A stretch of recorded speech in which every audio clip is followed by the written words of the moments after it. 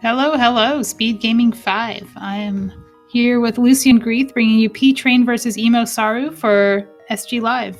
How are you doing? I'm doing great. How's everyone doing out there?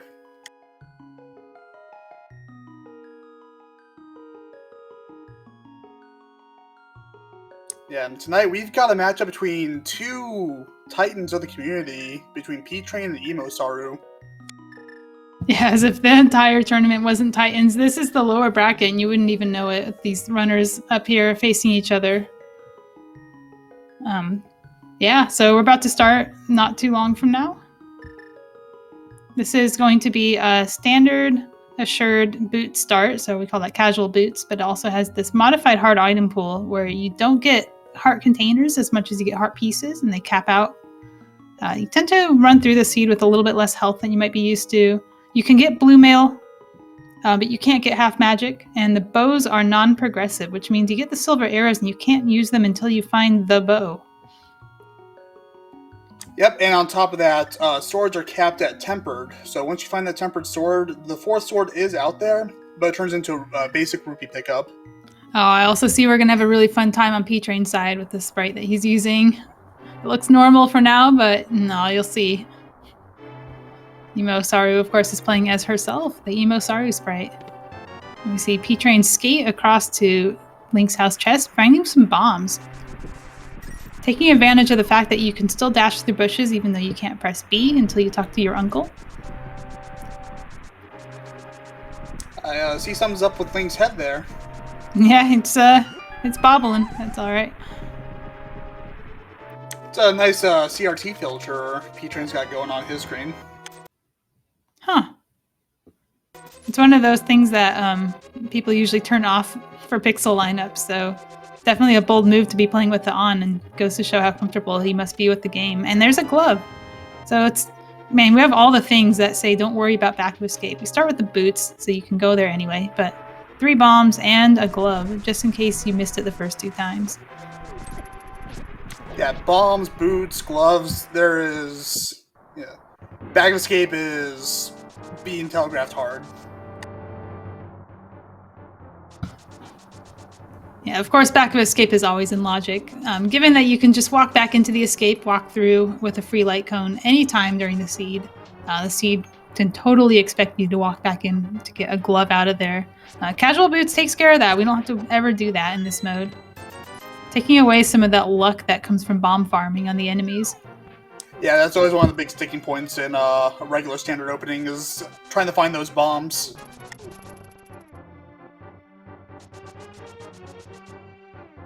Oh, that Link sprite is unsettling.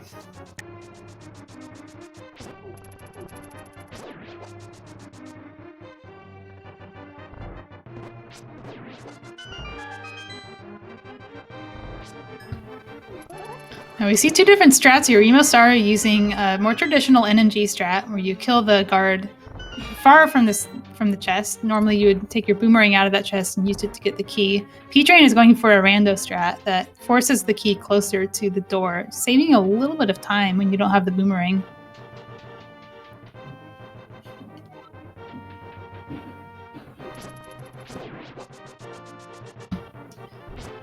Yeah, and both runners going for the 8/. EmoSaru getting it very nicely, getting the guard close to the key door, saving a little bit of time as well. And it's easy to nitpick the escape. Of course, we can kind of pretend it's NMG for a little bit, but this is Randomizer, so once we're out of there might be a small lead between one of the players, but none of that is going to matter. It's going to come down to the entire rest of the game.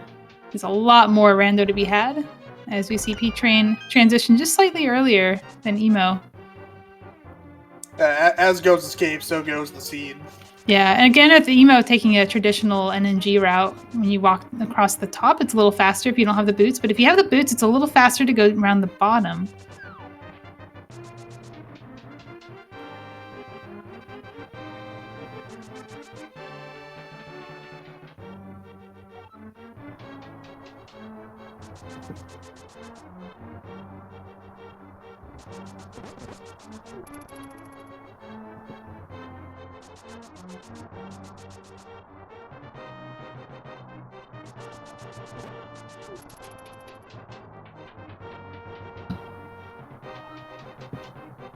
That looks like both players getting ready to head back into the back of the escape. See if we find anything interesting at the Dark Cross and at the back of escape. Yeah, I haven't been paying too much attention to the map situation. If you are paying attention, you can sometimes deduce that the map is in Sanctuary and flex on the audience by not opening that chest and making them feel uncomfortable as you walk past it every time you save and quit. But it takes a little bit of counting and a little bit of luck for the map to even be there. Emo picking up that bomb. You want to have a few bombs going into Kakariko, and there's a map. So we will be opening Sank Chest today.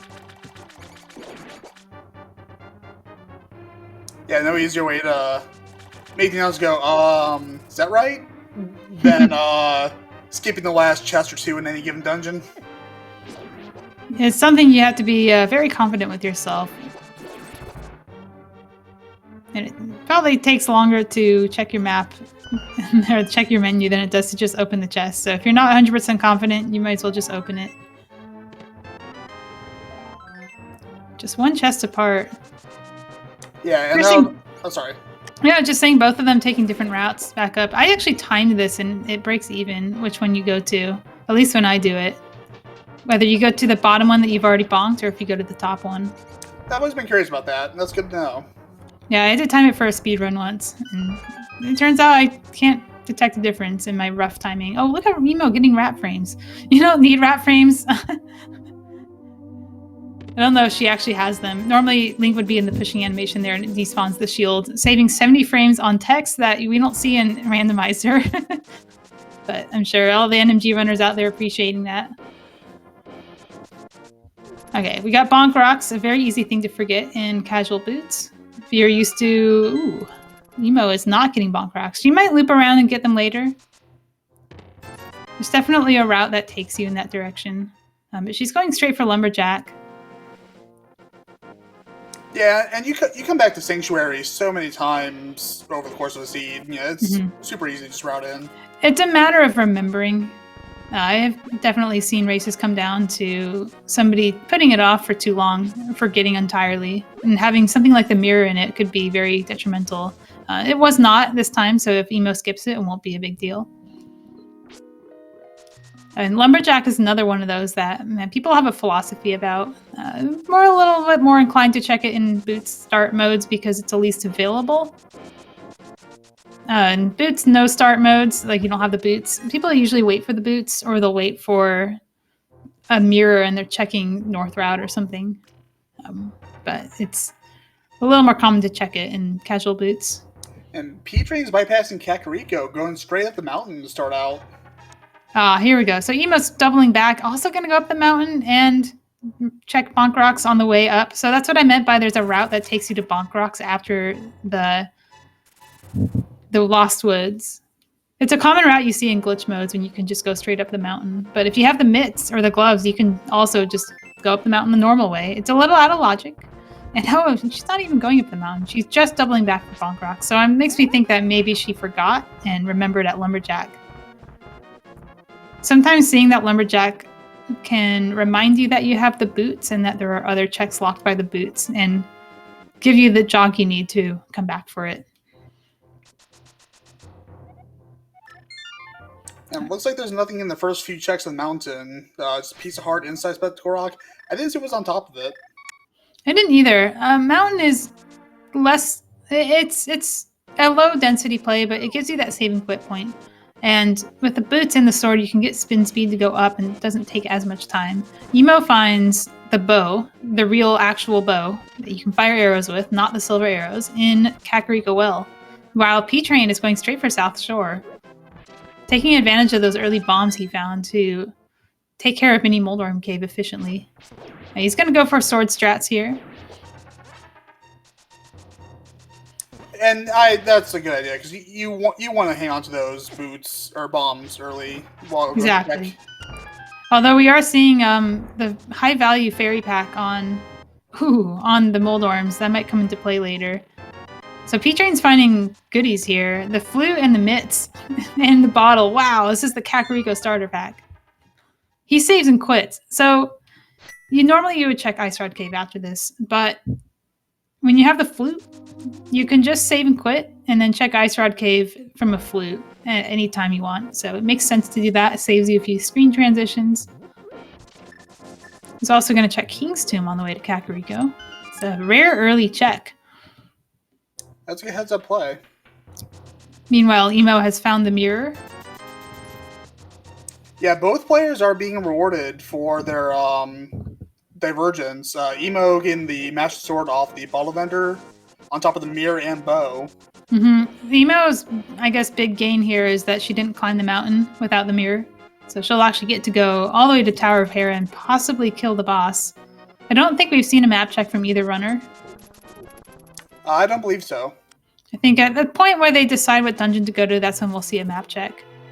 And there's also a Master Sword on Bottle Merchant, so you can get a little bit more firepower going into these areas like the mountain. Okay, we got pendants.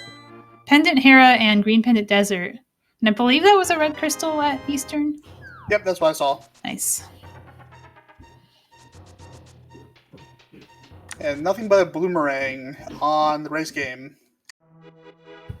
Yeah, P-Train already has the red one. I mean, even if you didn't, you don't go for that. It's a slow check. The Emo will also pick up her flute. Probably be a little disappointed that she has to return to Kakariko, but going to Kak first is something you expect your opponent to do, so you don't feel behind necessarily. Yeah, like the first, 15 minutes or so of any given race are usually on rails. Yeah, and they don't matter. Like, it feels like it matters a lot because nothing has happened yet, but as the seed goes on, you'll see more. Your decisions later in the game tend to matter a little bit more, and your minute-to-minute execution is also what adds up. So that is a lamp also in the dam that P-Train didn't do. I wonder if he plans to do that with... He can flute there now, but I wonder if earlier he had planned to do it with the Gina's Cave.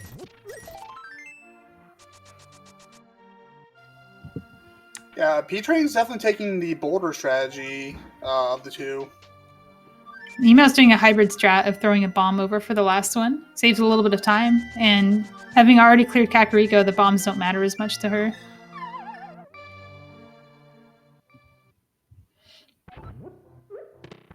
He's making yeah, that's a heck of a cave. She's thinking about walk out, making that calculation that having the flute means that walking out doesn't actually save time over just activating the flute and fluting there.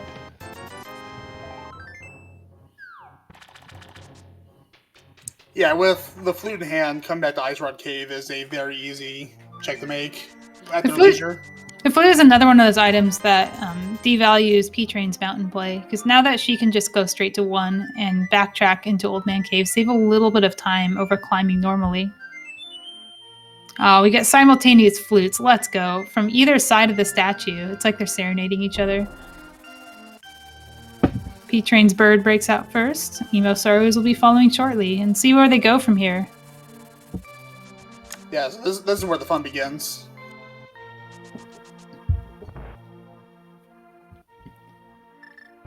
Oh, P-Train's going to finish Kakariko, of course. That makes sense. Emo's going to take care of the straggling checks. The bottle that she got, she can check Kid now. Just for 10 arrows. So, where's our Moon Pearl? That's a good question. I am smelling a very spicy Moon Pearl location. What do you think it is? And no, it's not Aghanim. I'm thinking maybe vanilla or French vanilla up in Hera. I'm thinking Checkerboard Cave. That is pretty spicy. There's still plenty of Light World left to go, but Checkerboard Cave is open to us. You can flute to 6, walk over as a bunny and mirror, and that is in logic to do.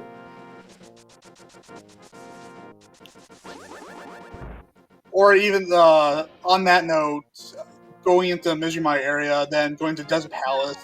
Yeah. Desert is, it's a pendant, but it is accessible that way as well. It's kind of like Checkerboard Cave Light. It doesn't feel as cool as like, oh, it's Dark World check, but it's also another thing you had to bunny walk to with this equipment set. All right, P-Train will be getting his fire source. That's very good. I was a little worried that he had put that off until like Swamp. I've seen people do that.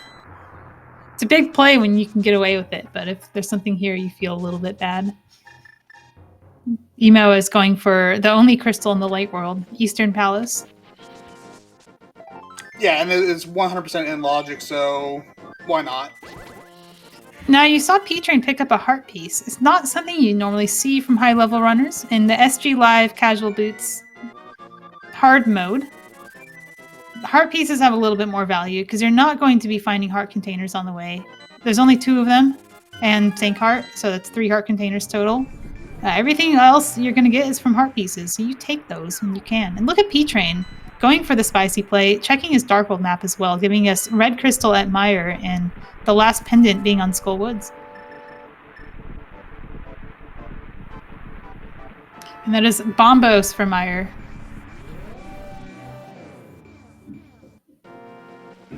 That looks like P-Train showing us Desert first. Yeah, Desert is on the way to Checkerboard Cave, so it makes sense to do this first.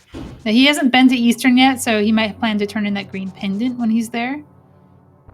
You can also Super Bunny into Meyer's Shed. It's not in logic for Moon Pearl, but Moon Pearl is, can't be far, so you might as well do it while you're here.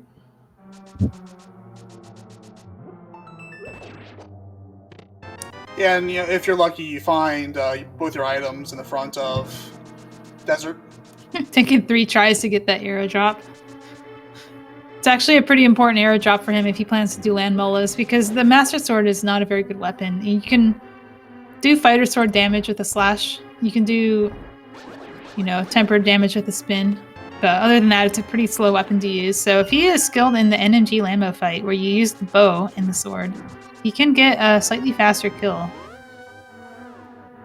Yeah, and that's one of those weird quirks about Link to the Past, where the Master Sword does not do any extra damage against Light World bosses. Yeah, it actually does less to Armos. Really? I didn't know that. It does. It's stupid. The Fighter Sword does tempered damage, which is terrible. Like, tempered damage on Armos isn't that good. And then the Master Sword does, 1 less than that. Oh, the hammer's here. Desert Palace Big Chest. Yeah, not Moon Pearl, but an important pickup nonetheless. Yeah, it's a lot of Death Mountain available to us now. You can flute there, climb to Hera, and then hammer across to East Death Mountain. And if the Moon Pearl's there, you can even go to the Dark World and check. You can do everything there because you can hover. So you can do Hookshot Cave, you can do Super Bunny Cave. And no checkerboard cave. Yeah, you can see P-Train again going out of his way for a heart. This is something people learn as they play through this mode, that these hearts really do matter. It's not like normal 7-7 open, or where you end up with 14 hearts at the 45-minute mark. You have to work for them here. So P-Train, I don't think I saw him do the Super Bunny check of Meyer's Shed. And he also didn't do Lamo. So I think he got, I don't know if he got both items in Desert, but the hammer was definitely what I would consider good enough to leave. It's a lot of checks open to him now. He can do all of East Death Mountain. And he's going to head there. No, he's the flute, of course. Yeah, and I agree with the play. You've got the hammer, you've got a whole big seat ahead of you. You maybe hold off on full clearing Desert. Yeah, he's going to clean up Ice Rod Cave. It's another one you can just put off indefinitely, but it's probably not wise to when it's just a flute check. It doesn't get faster than this. You could find something worthwhile here. Like the Moon Pearl would make the mountain better for him. So finding the Moon Pearl before the mountain would be beneficial enough to check these one-offs. What is Emo's bunny sprite? That's a good question. I can't tell. It looks like a sim. Like it's got the little green diamond on it. I wonder if it's just a sim version of herself. Looks like Emo might be going for that Super Bunny you were mentioning. Yeah, so if you mirror on the same frame you enter the Underworld and the Dark World, you get a little bit more utility out of the bunny. You can see that she slashed her sword. You can pick up chests. You can dash. So she can get these chests a little bit more efficiently than fluting back. And there's nothing in them, but it's a check she doesn't have to flute back for later.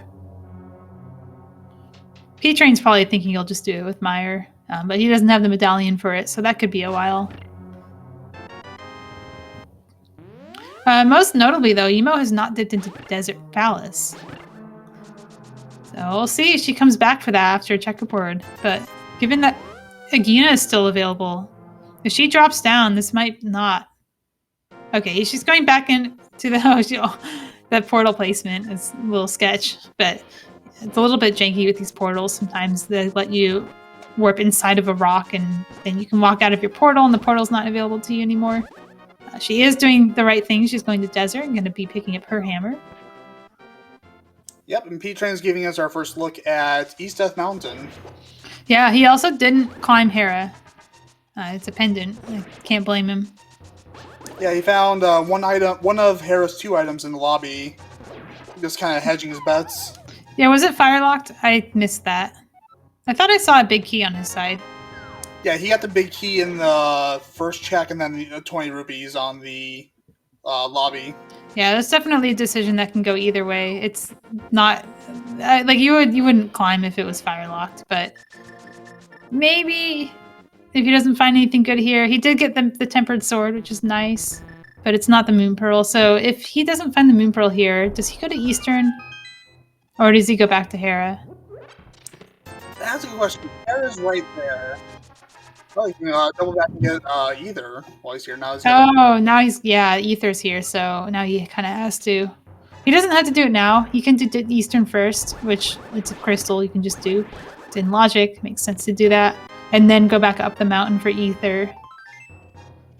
Ice Rod is also here. It's one thing we don't have to worry about in this seed. This is a spicy early game. Like, a lot of stuff and no Moon Pearl. Dark World's going to be terrible. It's going to be so wide open. Nobody's going to know where to go. Yeah, we're going to see a lot of diversions once Dark World Access opens up.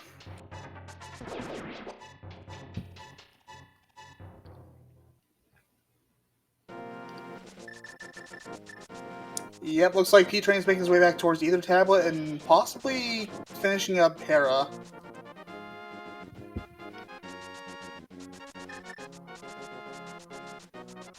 Oh yeah, Zelga in chat points out that P-Train might want to combo Pod and Eastern, given that he has the hammer and bow. The Moon Pearl before Pod and Eastern is very good for him if he can find it. But I think at this point he has decided nothing that's left to him is better than Eastern right now, so he might as well just do it. Doesn't save that much time compared to not doing Pendant Landmo. Yeah. So I think at this point, really the only option left besides finishing out Hera and Desert is Aghanim. We have Zora as well. Yeah, Aghanim. Or Zora. I got Aghanim on the mind. Zora, the other Aghanim. P-Train has to farm rupees for it. But Emo has money. So there must have been money here, because Emo didn't farm. She just found it. I think I remember seeing Emo pick up a 300 somewhere.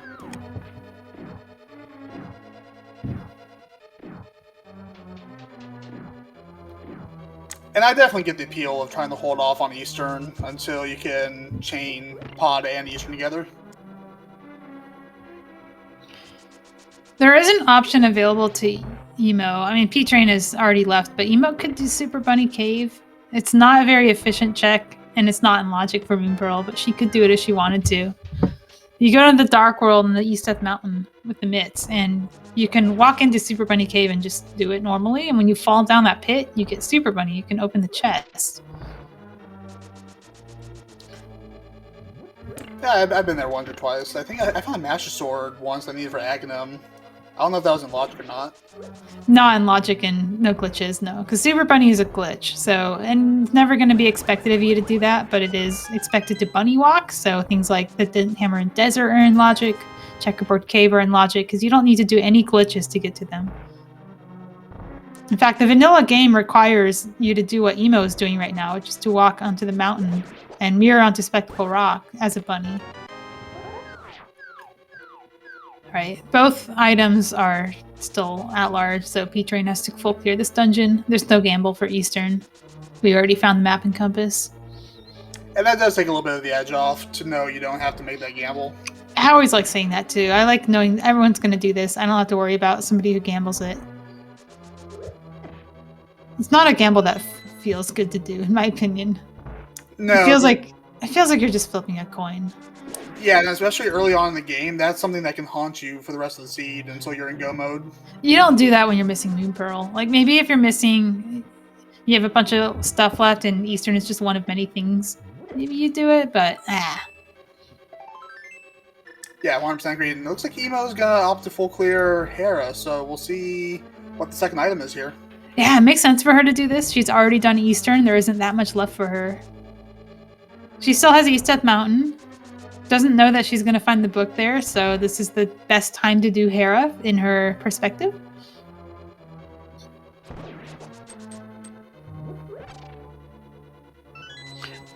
Oh, Train left the key behind.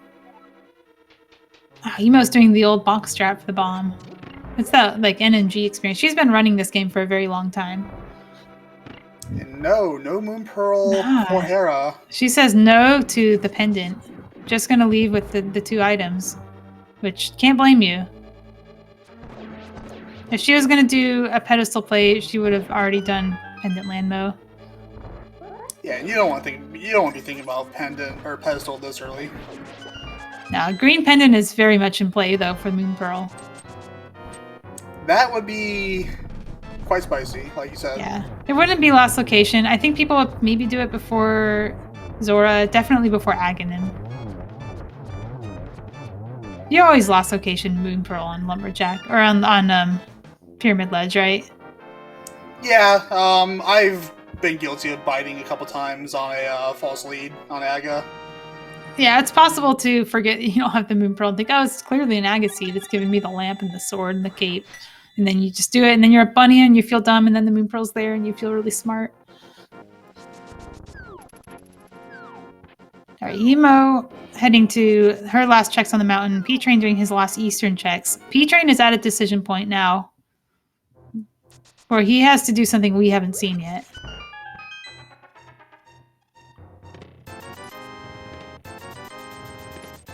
There's the money. It was in the back of Saw's closet. That's going to open up Zora for P-Train. He'll have to fake Flipper there or go the intended vanilla way, which nobody actually does.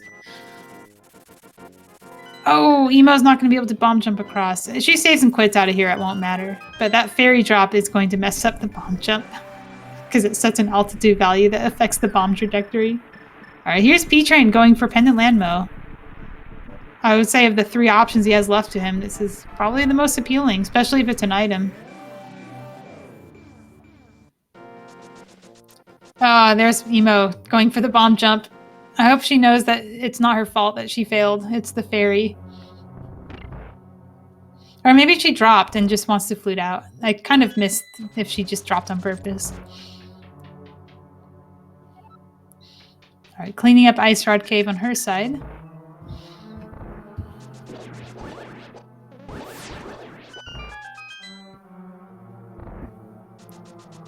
She reacted like it wasn't... Okay, thanks.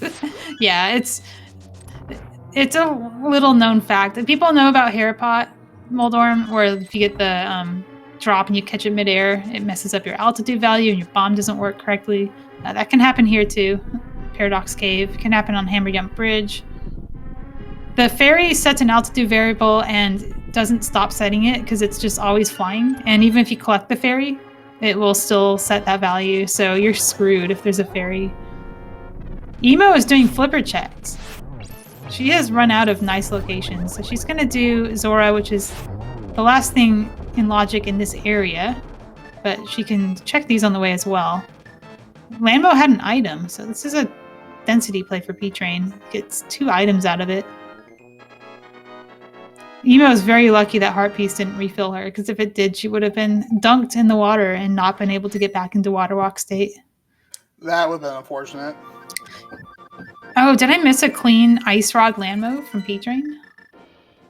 Ice Rod is really hard to do if you're used to Fire Rod, because the projectile travels at a different speed. All right, we got Green Pendant on one side, Heart Piece for Emo.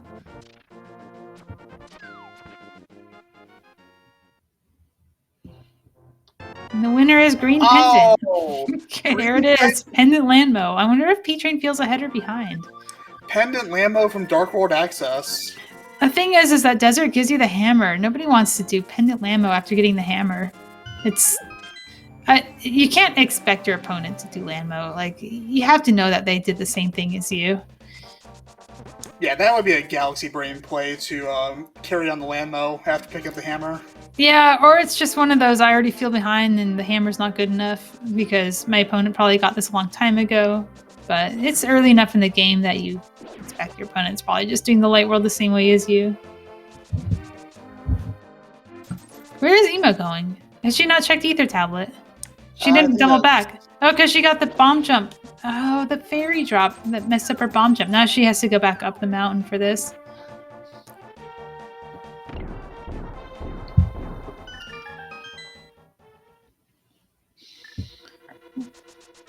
Where is she going? No. Okay. No, you don't do Era for a pendant. Can't do anything with that yet. Alright, here we go. She's going the right way. It's that or Aghanim, so makes sense. I wonder if she's just checking her tracker, like wondering what's even left. Yeah, literally her tracker. Yeah, I'm assuming she uses Emo Tracker. I'd be very surprised she didn't.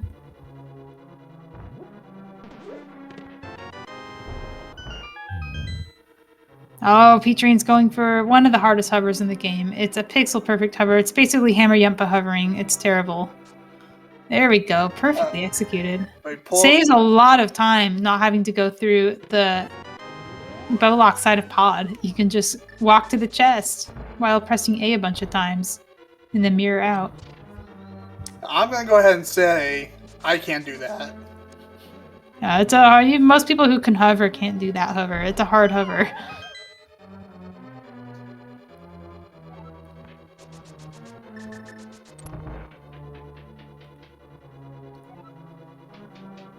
Yeah, being able to pull off that hover, that is pure swag.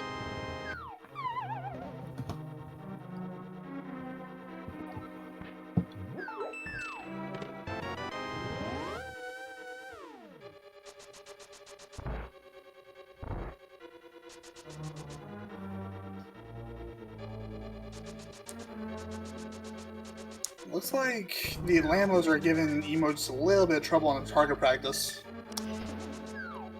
Yeah, she's doing sword strats and a little bit of beams. She's not going for the ice rod. It's hard to do sword strats and get good cycles on them. It's only so much damage you can do with the sword on one cycle. Yeah, I think she used the bow on the first cycle, and then she got the one shot in on all three. Oh, she's going for NMG strats. I see. Makes sense. It's probably what she practices. Okay, here she is turning in her green pendant. This is her last hope before Aghanim. Meanwhile, P-Train's not finding much of anything in pod. Yeah, pod is surprisingly dry so far. It is a crystal, and the big key was back here, so you don't get to go mode it. Not that anybody ever will, but in theory.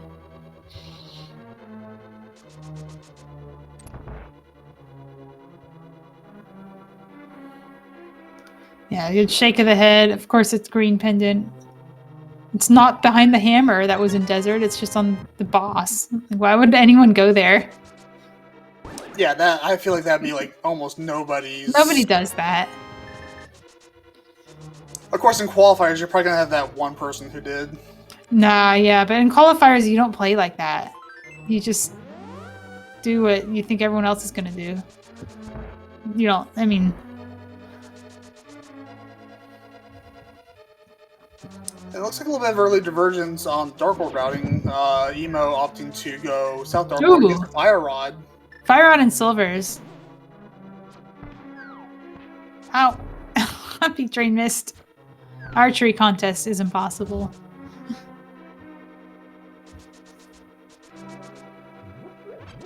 Fire Rod's cool. Is she gonna do Pendant Landmo? Or Pendant Mothula?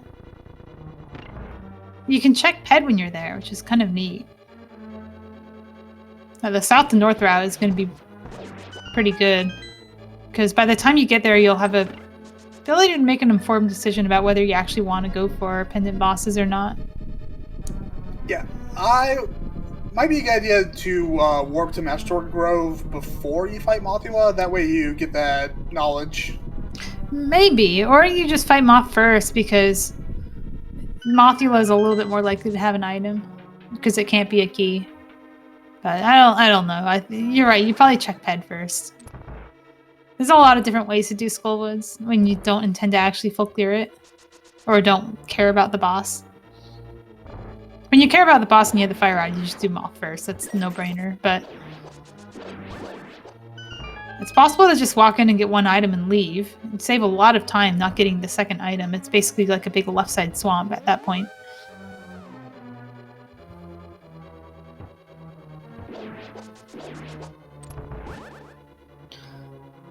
Emo says no to the heart piece. P-Train's definitely picking up more health than Emo.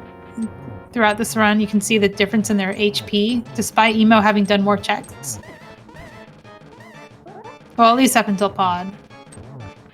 But P-Train almost certainly would have picked up that heart, given his past behavior. Emo is going straight for the smith.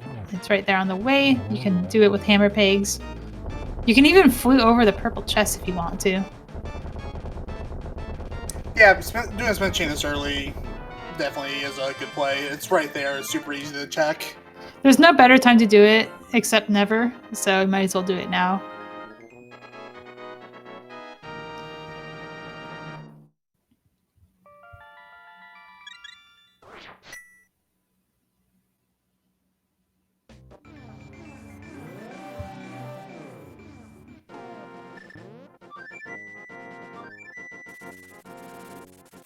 I imagine P-Train. No, never mind. No. Yeah, he's going north to south. All right, we got crisscrossing routes in the Dark World. We get the tempered magic from the Smith. It's the little magic decanter that replaces the half magic. We will not be seeing half magic in this mode, and we will not be seeing purple chest from Emo. Yeah, P-Train's going straight into Skull Woods. He does not have the fire rod that was in Hype Cave.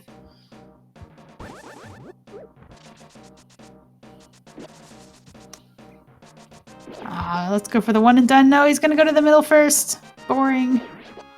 I like the one and done. You walk into the front and you open one chest and leave. It's so good. Definitely feels good. Only if it's an item, though. Otherwise, you're locked into checking the whole thing.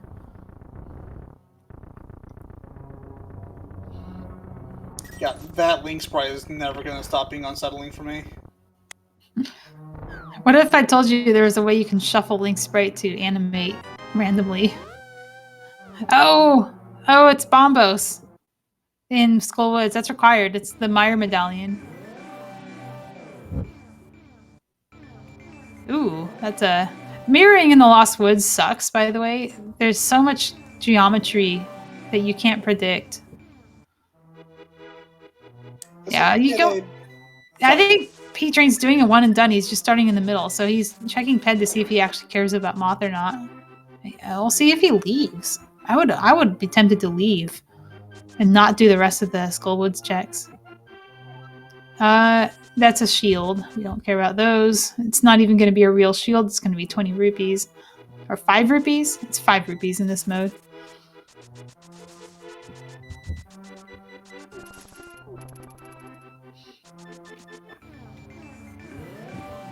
I'm trying to craft some horrible situation where you would need that 5 rupees. Still late for that. We've already seen Zora, Smith, and Kiki. Like the 3 things that charge money, plus the games in the Village of Outcasts.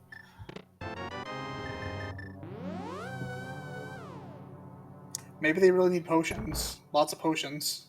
Yeah, I mean, that's definitely the best 5 rupees to get in this game. To get your 3 pendants and then you pull Ped. And a nice god pixel through hell like Emo. Heck yeah. Not only does that require you to line up correctly, but it also requires you to read the RNG of the room to make sure that you're actually safe to dash up.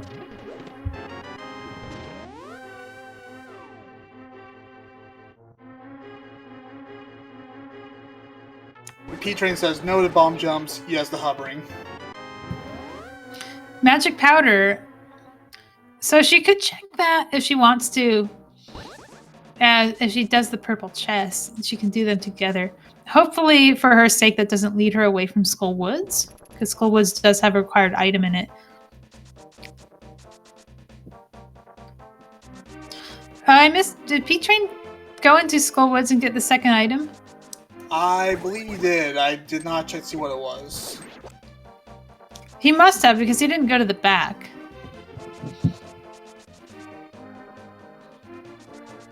Checkerboard. Okay, not checkerboard. Graveyard Ledge from P-Train. We've already seen the boots check, so this is just one check. He could go over to Catfish Mirror and do a bunch of stuff there. It would require a little bit of trickery to get across that river.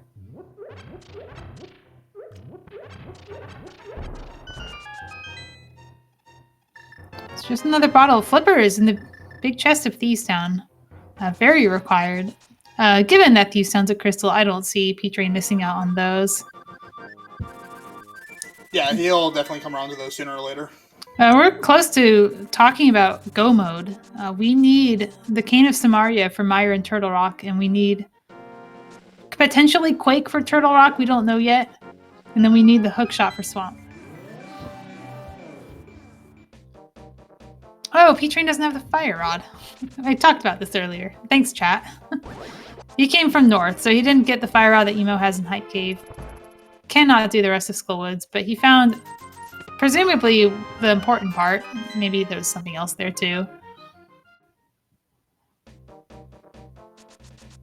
Yeah, this has been a fairly neatly laid out, except for that Moon Pearl, been a pretty neatly laid out seed so far.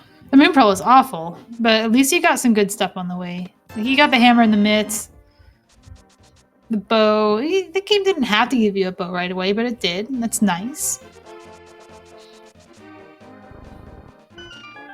And an Ice Rod. Finding Ice Rod early is always a nice little bonus, especially for Crystal Trinex.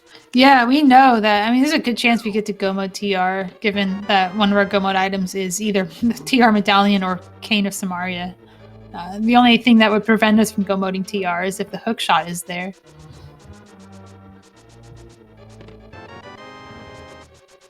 Emo is not doing Skullwoods. So this could not... Oh, she has Pod. It makes sense.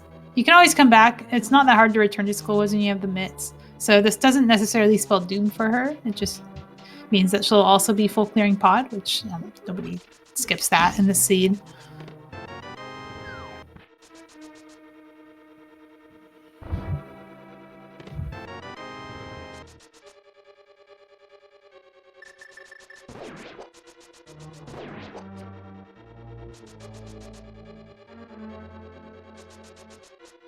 We found Bombos in Skullwoods, right? Sorry, what? We found Bombos in Skullwoods, right? Yeah, it was in the Vanilla Big Key chest, the one with the mummies. It was the first chest that P-Train opened. And then I missed if he actually was able to locate the second item in the front or not. I know he made the rounds, but I don't know if he found the second item or not. Oh, another God Pixel for P-Train. Let's go. Well, while we're retracing each other's steps, give these runners a follow. P-Train and EmoSaru, they play a lot of Link to the Past. EmoSaru and P-Train have both created some incredible resources for the community as well. Give them a good shout. And then we got Lucian Greeth as my co-commentator and Scott G as our tracker. That was a nice recovery by P-Train, dropping the bomb, picking up in time to still blow the hole in the ceiling. Nice.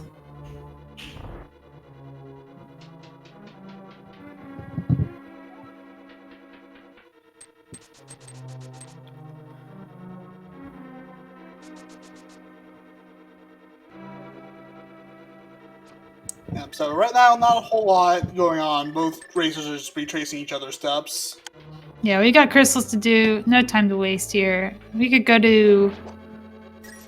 I would say Ice Palace is a promising crystal, but it is a not really appealing one, given that we don't have the cane yet, and it's really nice to Go Mode. On the other hand, it is the only crystal we can do outside of Mire, which is no cane, so you can go in, but you can't do it.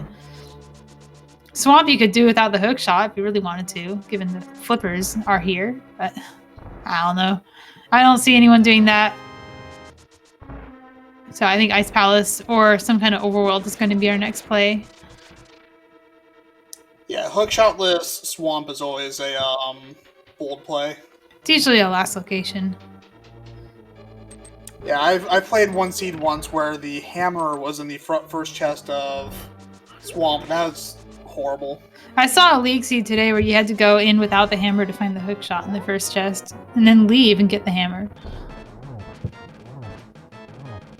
Oh, that reminds me, I think one time, I can't remember the setup, I had the triple dip swamp once, and that was a bad time. That's a fun one. There's some progression in the first chest, which led to hammer somewhere else. Oh, that's a good one. Which led to progression somewhere on the left side, which led to hook shot somewhere else. Yeah. So, yeah, while we're not really seeing anything new from either runner, might as well go over what this mode is again. This is casual boots, which is standard assured sword with boots. It's also a modified hard item pool where the heart containers are mostly replaced by heart pieces, and you cap out at 14. Which means that instead of just capping out at 14 immediately, you have a more steady progression of hearts. That's why we see both runners going on 7 hearts 45 minutes into the seed. And then we also have a non-progressive bow. The bow has to be found separately from the silver arrows. You don't just get one of 2 bows to choose from. You have to find the correct one. Yeah, and that adds a nice little wrinkle where sometimes you find silver nice and early, but then the bow is deep in the seed. Yeah, it means that you're a little bit more likely to finish the game with silver arrows than to not have them at all. But it also means you're more likely to have bow as your go mode and not have it be somewhere nice. The seed was kind to us, just gave us a bow and Kakariko, so we never had to worry about it. See, P-Train picking up the heart piece, just like he's been doing. These heart pieces matter a little bit more in this mode, given that heart pieces are mostly all you get to fill up on health. You also don't get half magic. So half magic is something that you can easily lean on as a crutch. And if you take that away, it's really easy to lose track of your magic consumption and have things go wrong. You have to think a little bit more about your Ganon fight. The lamp is a little bit more important, given that Fire Rod Ganon can be tough without half magic. And adds a little extra fun to bosses like Cold Stare and Trinex. Yeah, there are strats you can use to, like if you're walking into a Cold Stare without a full magic bar, you have to do something. You can't finish the fight. So you either have to refill from a bottle, or you have to do some glitch that refills your magic with the Cane of Samaria, or you have to do a glitch that turns your sword beam into a fire rod shot. Another thing I didn't mention before is the bottles do not ever come with anything in them, and there's only 2 of them. So you can find 2 bottles, empty bottles. You have to fill them yourself if you want anything in them, which means that you do have to route in your safeties. You can't just expect the seed to hand them to you.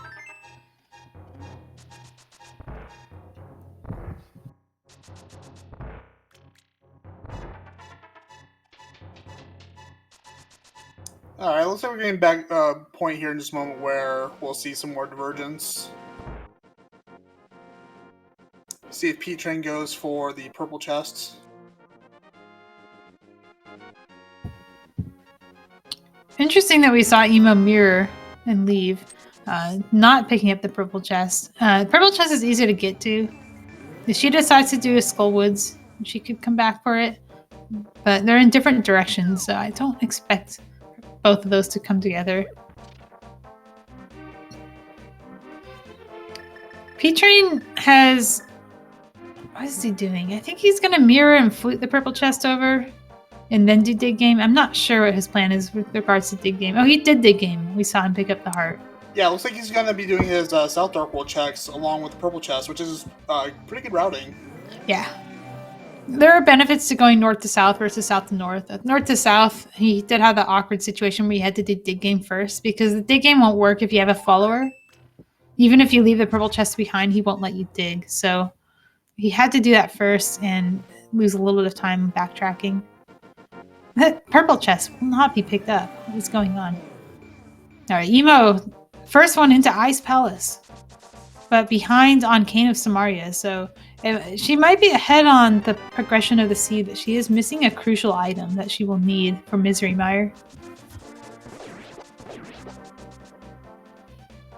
I think if Ice Palace turns up dry, though, she's not going to be left with a whole lot of options but to go back to Skullwoods.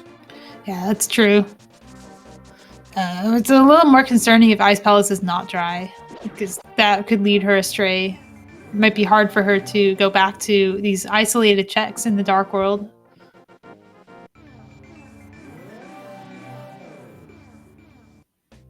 For example, if she finds a hookshot, she can full clear Swamp. If she finds a cane, cane doesn't really do much except Turtle Rock can have something in it. If the medallion is there, she could go and do that.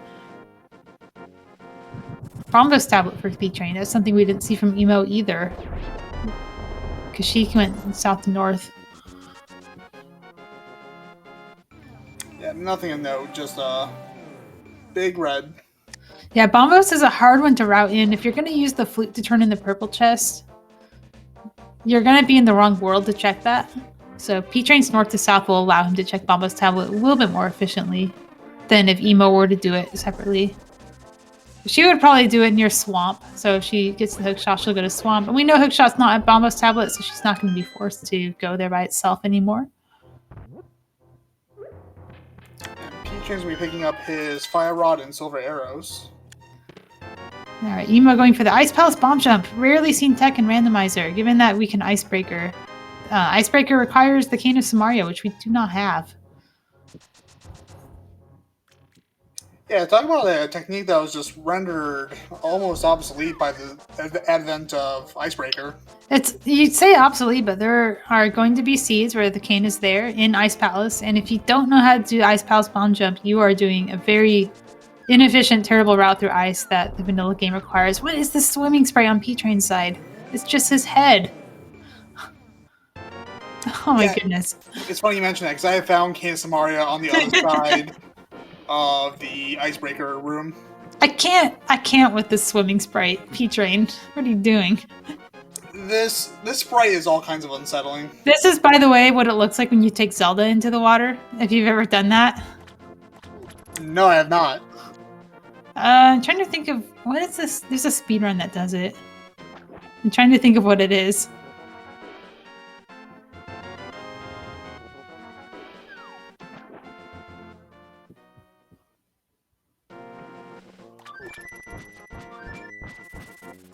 Oh, that's true. If Cane is in ice, you're fine, but if Cane's not in ice and you go in anyway, you still want to be able to clear it. You don't want to have to go the vanilla way where you hit the switch and backtrack. How many people even know how to do ice the vanilla way? I think a lot of randomizer players don't. Yeah, something I used to hate this dungeon as a kid, but nowadays with Icebreaker and IPBJ, it's not too bad.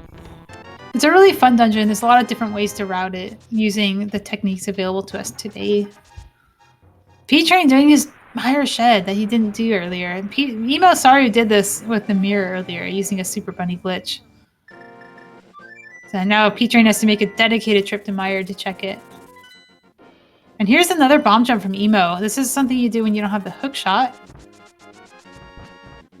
She has to clear some of these Baris out of the way to make sure that she can actually get a clear setup. Interesting that she just goes to the edge. She doesn't do any setup for it and makes it. I really like P-Train's spin speed. The whole head. It's really good.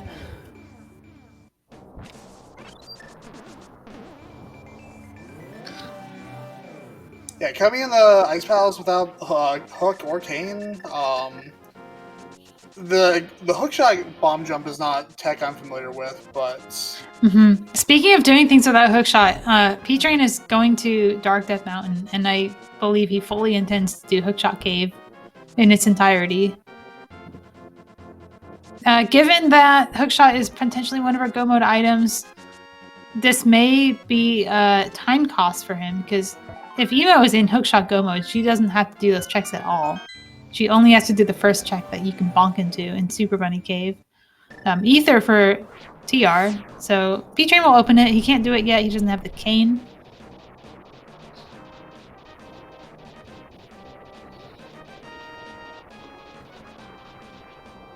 Oh, so there's a item on Cold Stair then, I believe.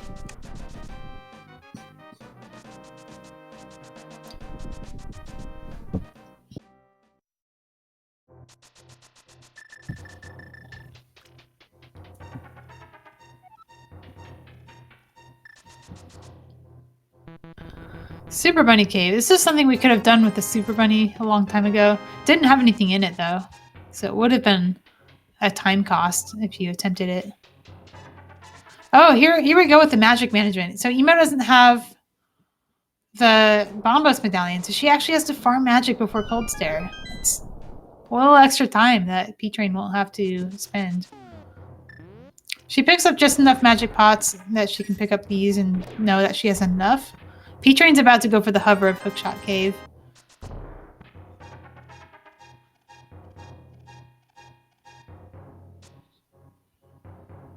Yeah, I've been doing this for months, and watching someone hover is always just still mind-blowing. EmoSaru missed the spin on Cold Stare. This is going to be a dangerous fight with all three of them at nearly full health. She can take one hit from the puffs and she'll be fine because she has the blue mail. But once she takes a hit, she will be in one-hit KO mode. Cleans it up nicely, though. Alright, P-Train's got one more chest to do. Once again, Ice Palace was dry. Ice Palace dry. Hookshot Cave would have to be the cane to be worth it for him. And he's missing hovers, so he's losing a little time each time he does this.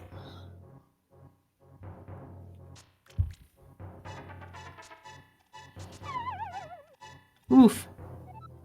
And P-Train says no to the last chest. Yeah, it's really unlikely that that's anything. I mean, it would have to be the cane. Okay, P-Train has an item in Tower of Hera. He's going to say no to it. Instead, he's going to go to Spike Cave with his diminished health. He gets a fairy drop. Very good. Good game knowledge knowing that fairies can drop from those bushes. And he does have the logical access to this. He has a cape and a magic extender in the form of 2 bottles, so he can do that. And the cape is on Hobo. I just saw that from Emo's side. I don't even remember P-Train checking Hobo.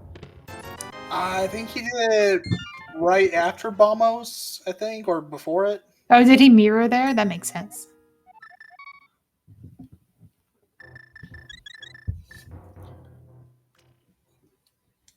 Oh yeah, Scott, or no, Cassidy, you mentioned P-Train shirt. I think it's the item menu.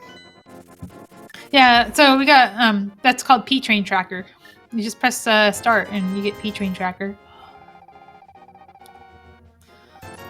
Okay, P-Train's picking Magic Pots, which makes me think he might be going to Ice Palace. Magic is, magic management is hard when you don't have the half magic available to you, so this is a good heads-up play. He doesn't look like he cared about health much. He picked up 2 green potions. Emo is going for Bombos. This is really good. She's going to get her medallion here. Yeah, so that'll pretty much line it back up, even for both players. Yeah, there's a few checks. Like, Emo didn't do Purple Chest and Bombos Tablet. She could, if she finds Bombos and says, oh, this must be my next progression, this might lead her to Caneless Mire. She also has the option to do Back of Skull Woods. P-Train did not have that option earlier.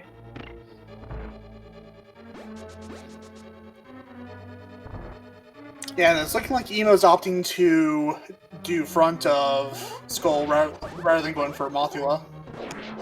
I'm a little surprised she's doing this, actually. I mean, Mothula is just a little bit more likely to be an item, so... But it's also a pendant boss. Yeah, it's a little hard to swallow when you've gone there and found nothing, but she did find something, so it's not really the, time loss that it might feel like normally. Ooh, the Wall Master!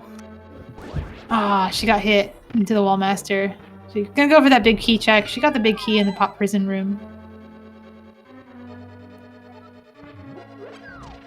Emo's breaking out the hovers, too. Oh.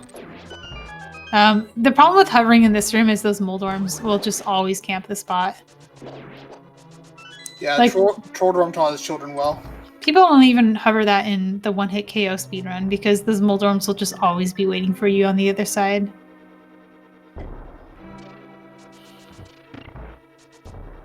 Very nice IPBJ from P-Train.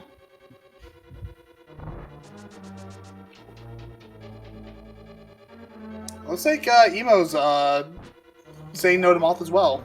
Well, yeah, she can go to... Oh, she left an item in Pinball Room. She probably doesn't want to go back to it, and she found progression here, so I can't blame her for that. She also has a little bit easier path to Catfish and does not have to do any fake flipper shenanigans. We'll be able to just do the flipper checks. Or do the flipper across after doing Graveyard Ledge.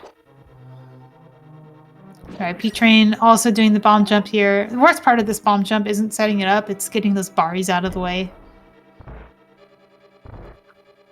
Looks like P-Train gets the iframes to bypass them anyway. Yeah, he had to kill one of them, which sucked because one of them went electric and he had to wait for it to go vulnerable again. Emo says, 1 bottle is enough, I'll probably find another one anyway. That's true. Came up before, like, all 4 bottles exist in the world, but once you pick up that second, let's turn into movie pickups. Okay, here's our Catfish. Pyramid was... Oh, nobody did Pyramid either. Ooh. So doing Catfish this way makes Pyramid hard to get to. Not if you do Aga. I mean, that's... Sure, Aghanim, the most efficient way to get to the Pyramid Ledge. Let's do that. It'll get you there. Eventually.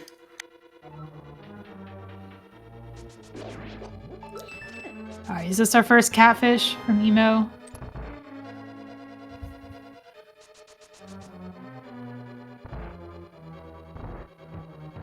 Catfish is nothing.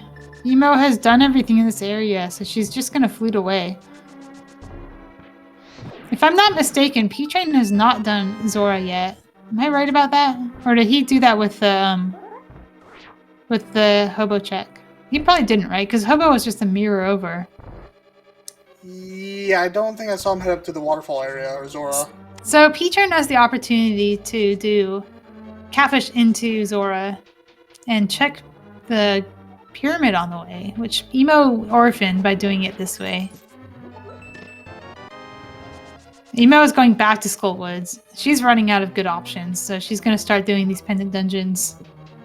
P-Train's going to be in a very similar situation. I think if I were him, I'd be going to Pyramid into Catfish, given the density of checks available to him there. Emo does not have that available, so she's just going to go here. Yeah, and staring down the possibility of a vanilla or French vanilla cane is always a tough gamble to make. I'm glad P-Train remembers he doesn't have the hook shot here. He has to bomb his way down to the big chest. I definitely made that mistake. Yeah, well, there's a worse mistake you can make, which is to try to mirror erase those blocks. Don't do that. Don't hook shot through them twice either. Once is fine. Don't do it twice. Okay, P-Train has the correct amount of magic. He also has 2 green potions. He doesn't have to worry about magic for Cold Stare. And Bombos. Yeah, he has Bombos. He's not going to use it, though. Bombos is... If you are practiced at the Cold Stare fight, Bombos makes it harder, because it ruins your rhythm and you're less likely to get the spin off. And you can see the benefit of the spin. Even though P-Train didn't get the double poke dash, he at least got some good damage on initially. He is in one-hit KO, though. I'm a little concerned for him. Emo at least had the benefit of 1 heart. He could take a little damage. There we go. Good cleanup. Ooh, almost got wall mastered on Emo's side.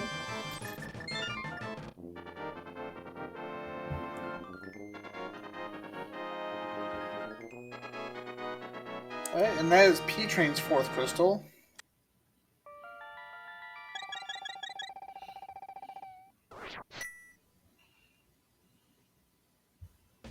So where's P-Train going to go from here? He can just do a bunch of swimming. This does make Catfish a little awkward. So now Catfish and Pyramid are their own checks. They're not something you can route into Zora. But at the same time, it doesn't make sense. He's right here. Like, Zora's not going to get any closer than this. And if he finds progression here and doesn't have to do catfish, that would save him a ton of time. Fairy on the pyramid fairy, or the waterfall fairy, so he can take a death now and not die, which is good. Emo is going up the mountain. Where's she gonna go? Is this gonna be a hookshot cave hover for her as well? No, she's gonna flute. Flute to 3. She still has purple chest available and also the magic bat. Surprising she does them separately.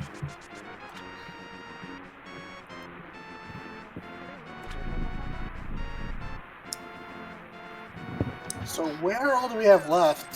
See, I would agree. I agree on. I'm a fan of dipping Mire for Kane because you usually have to look for the big key anyway.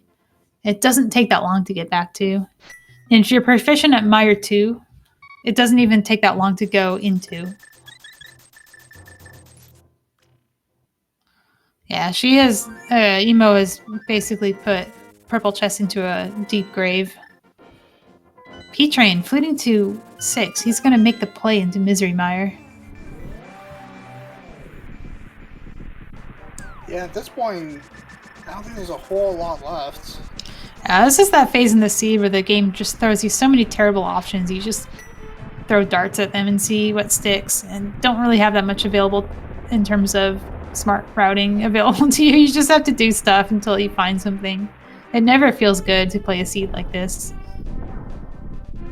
Looks like Emo's heading back for that purple chest. Wow, she's just gonna do it. Okay, well that's good. I appreciate the, the commitment. It's really easy to just write something off like that. And if this had been progression, that would have been, the death of her. But it turns out it's just somewhere even worse. So.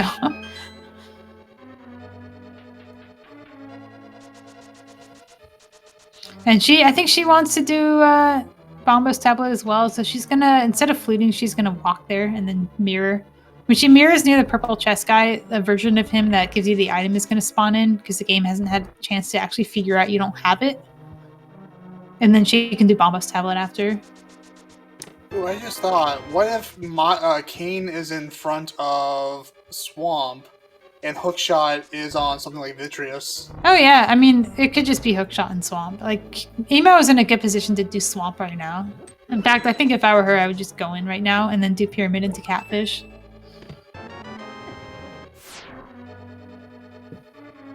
Because what else is she going to do besides Flute to 6? And I think if you were going to do just Flute to 6 and go to Mire, you would have done that earlier.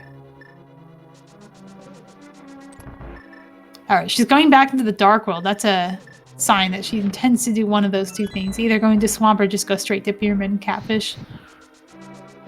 Oh, Emo did Catfish. Oh, we saw Catfish from Emo. You're right. I thought that was P-Train for some reason. But P-Train's the one who swam from Ice Palace to do Zora and Orphan Catfish. So it's just Pyramid for her then.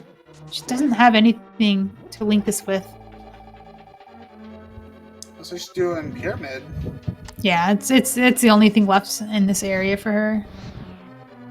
I think personally, like, at this point, you probably just do Swamp, but I can see not wanting to do Swamp. It's totally understandable. Yeah, because that's a rough one to double dip. Have we seen Big Key on P-Train's side yet? I don't think so. I don't think he'd be going all the way to cutscene chest if there wasn't. Well, he's looking for the cane. He does need to full clear this dungeon. And there is an item here. It was a red rupee. Emo, where are you going? Flute to 6. She's going to follow in P-Train's footsteps, going to Mire. If she was going to do Swamp, she would have done it on the way to Pyramid. So this makes a lot of sense.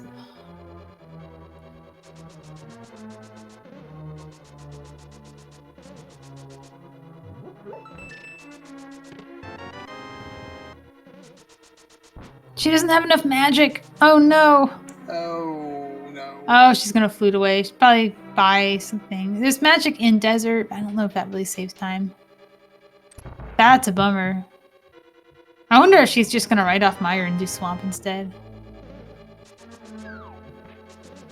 There's that big key, so there's only one chest left in Mire? The big chest. Yeah, that's an awful big key location. So I mean, at least you don't get to go with this dungeon. P-Train found both items in Meyer. They are not the cane. So he has to press on. Where is he going to go? I think Swamp's the play. Swamp is the last location for us, right? Like we don't. It's definitely there.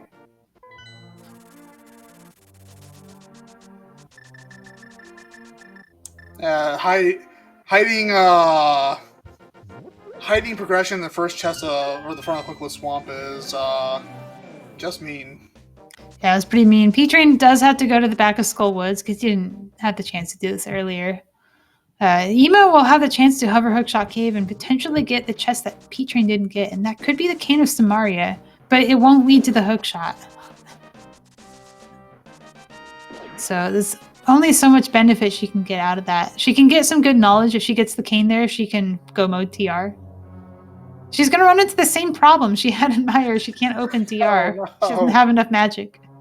Luckily, there is magic in Super Bunny Cave.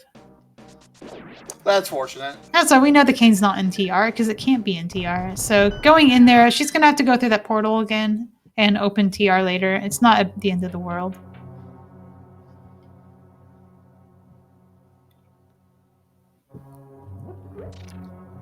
Oh yeah, but if the Cane of Samaria had been in there, she'll have to do another trip. Like if the Cane of Samaria was just in Super Bunny Cave, or if it's in that chest that P-Train didn't get in Hookshot Cave, she'll have to mirror and go back onto the top of Turtle Rock to open it.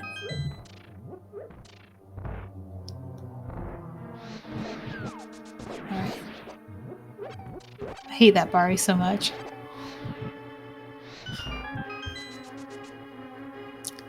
Alright. Bonking over. This is a hover check. Can she pull it off? Can she pull it off all the way to the chest that P-Train didn't get? Nope. She says, give it one shot. If she can't get it, you know, Hookshot Cane go mode. It's not worth it. She still has Spike Cave to go. And as P-Train gets his second item in Skullwood, saves and quits out. He knows the pendant's not worth anything. He's already checked the pedestals. Yeah, Emo did the same thing too when she killed Moth. Oh no, Emo's doing Spy Cave, which means she's gonna have no magic left for Meyer. But we know it's not there either, it's in Swamp. So P-Train's gonna get to Swamp first. Maybe Emo says, you know, I still don't have enough for Meyer, let's just go to Swamp. And this could be a race again. It does look like P-Train has a bit of a lead though, given that he has already found the big key of Meyer and Emo has not. Oh no, P-Train has to do more checks in the overworld. He's got Pyramid Ledge and Catfish. So if Emo goes to Swamp, this could be very spicy. She's going to refill her magic. I think this is a Meyer play. Ooh, splurging on the blue potion. Might as well, right? You have all the money. Yeah, it's showing off the money she's got.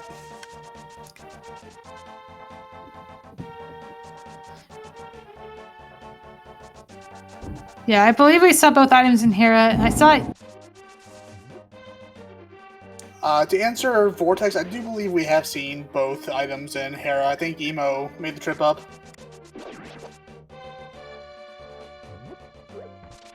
Alright, Emo's making her way into Meyer. This isn't going to cost her that much time given that the big key is in an awful location. So you at least don't avoid the full clear by go-moding this. But this is going to converge at Swamp Palace.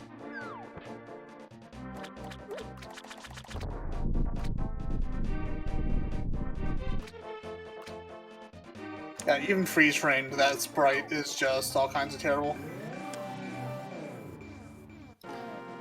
Ooh! Oh, she tried to do Meyer 2 and the dash didn't start.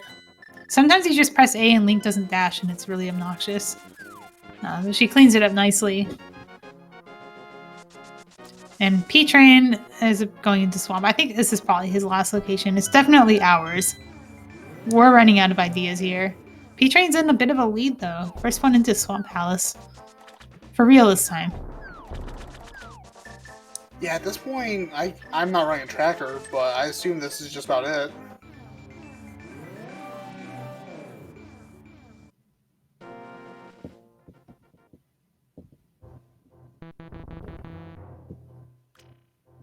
So, are we finding the cane or the hook shot? I like to root for chaos, so I'm rooting for Kane. Oh, I want to see hook shot. I want to see Kane in the one chest that P-Train and Emo didn't hover. It's funny because they both did it. If only one of them did it, it would be sad.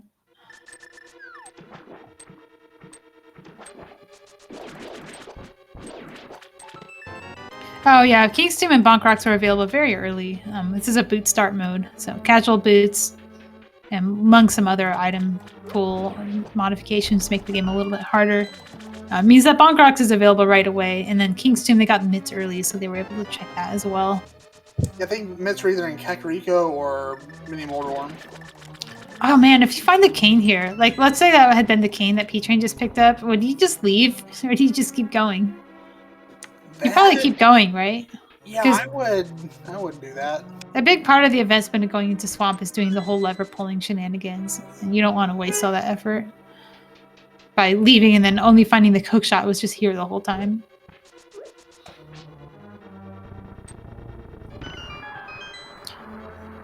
I do like P-Train's pulling animation. It's like he just shrinks a little bit.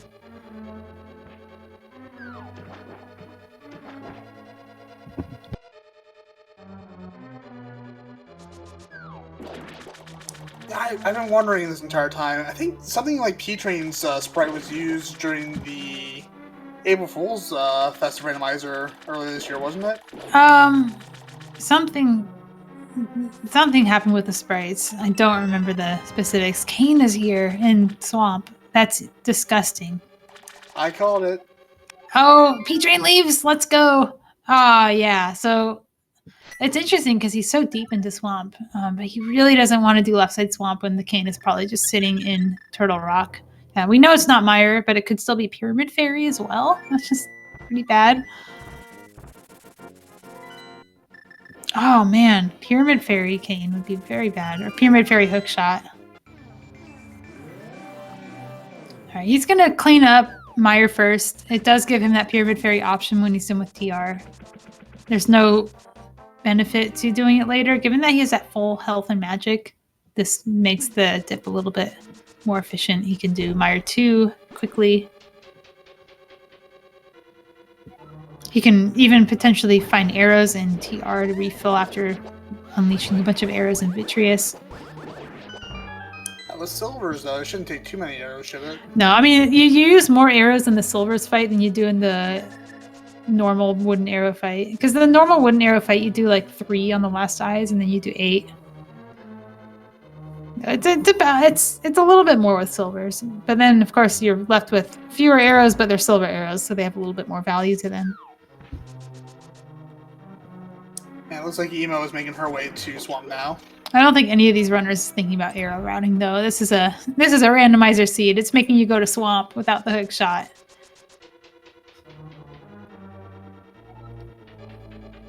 Emo also about to last location her Cane of Samaria. She does have a decision point when she gets that. Does she leave or does she stay? Yeah, what if hookshot's here? What if it's in left side Swamp? Either choice. There's merit to both choices. Oh, P-Train does not get spooky action. He just missed the anti-fairy apparently because he was able to recover it. Very nice. Yeah, so you had to go a little bit of ways into Swamp to get that cane, making the decision a little harder.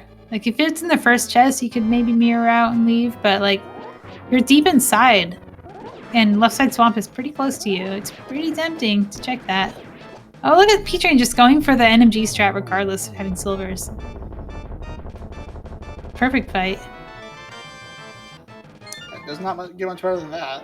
Yeah, it is a 0 cycle, which is hard to do with that strat.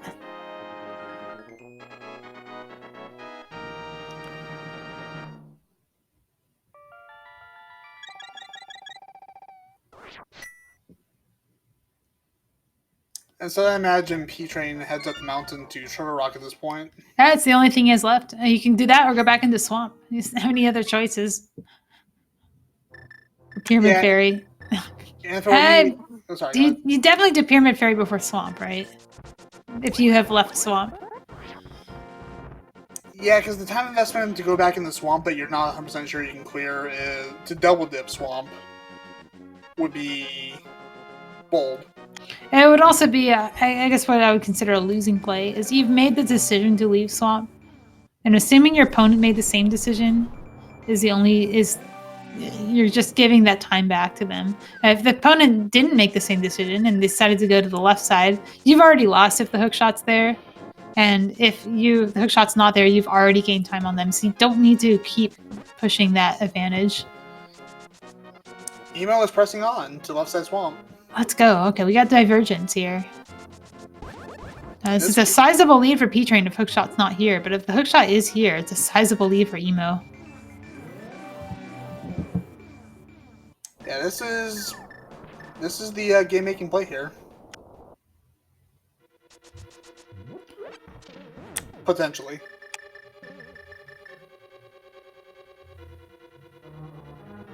All right, last. Oh yeah, there's a whole bunch of stuff you have to do for left side. Surprised she's not doing dive bomber. She can't because she doesn't have the hook shot. Right. This is awful. I forgot, left side swamp without the hook shot isn't just bad because you're doing swamp without the hook shot. It's bad because it's slower than having the hook shot. Because you have to do the chest separately, and then you also can't do dive bomber because you don't get that extra key.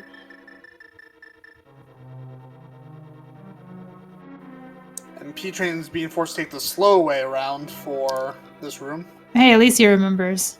It's the hardest part, is remembering.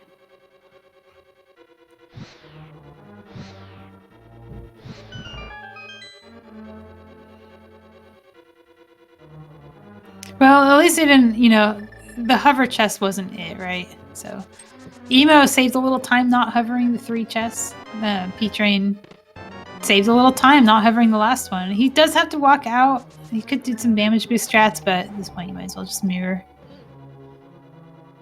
Oh, having to do a double trip up the stairs. Yeah, this is what I mean by left side swamp without the hook shot being really bad. It's not just because you're in swamp without the hook shot. It's because the actual checks are slower.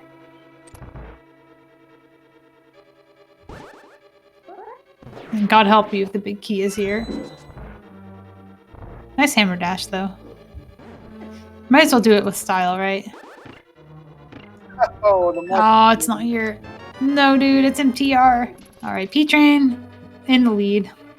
Unless she could do Pyramid Fairy and just not do TR, and maybe get some of that time back. I don't even know if that's enough, though. Because P-Train is doing a crystal dungeon. Like, everything that he's doing right now is something Emo's going to have to do. There's only so much you can skip in this dungeon. P-Train will do Mimic Cave, and if Hookshot was on Pyramid Fairy and Emo has it, then she skips that. She doesn't have to climb the mountain twice, but it's really hard to save time on not doing TR. Looks like Emo is opting to go TR first. Yeah, Moogle Charm in chat makes a good point too, is that I was gonna say, wait, never mind. No, portal save. I'm thinking of ice rod hunts, not hookshot hunts. Yeah, I guess you can save a little time by saving a portal on the top of the mountain. But if your last stuff is a mirror lock dungeon, you can't save any portals.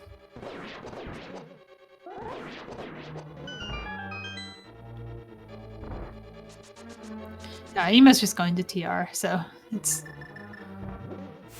Emo is behind by this amount of TR that P-Train is in, and also by Meyer.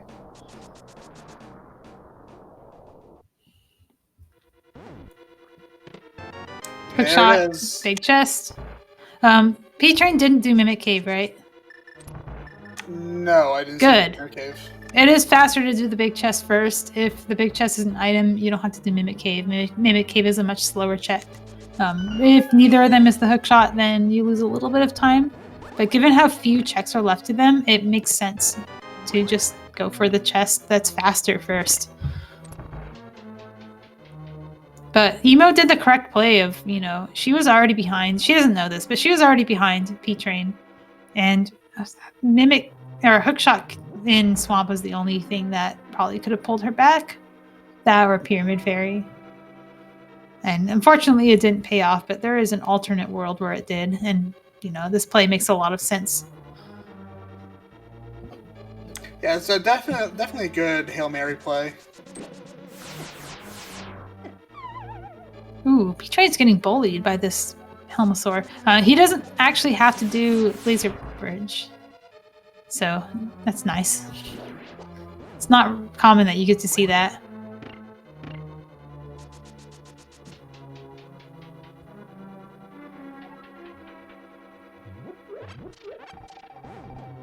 Alright, I'm glad Emo also remembers to take the intended route through this room.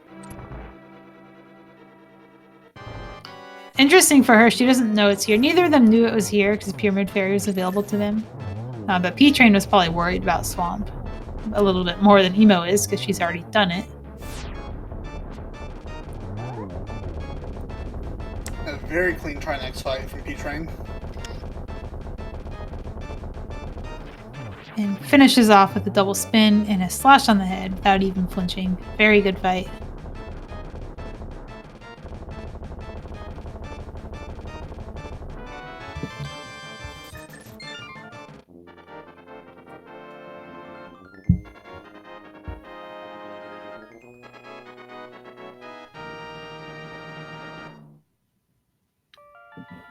Right now, P-Train has the benefit of being able to just beeline straight for Argus.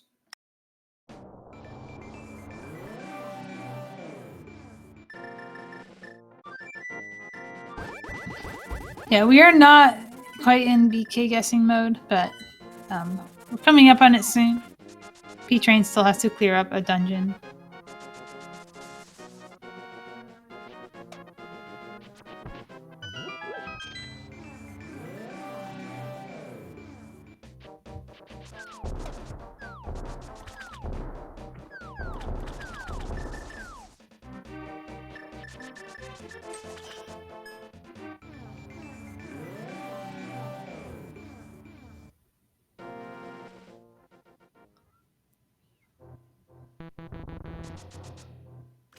And once again, while we have a bit of a lull in the action, be sure to follow our two racers, P-Train and EmoSaru. Feel free to give my co-commentator Malmo a follow.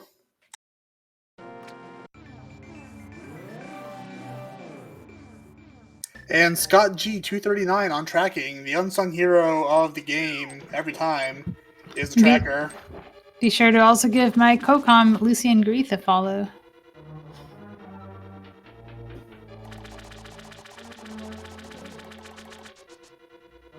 Alright, Emo's doing Mimic Cave first. This is going to lose her a little bit of more time. Given that it's a slower check.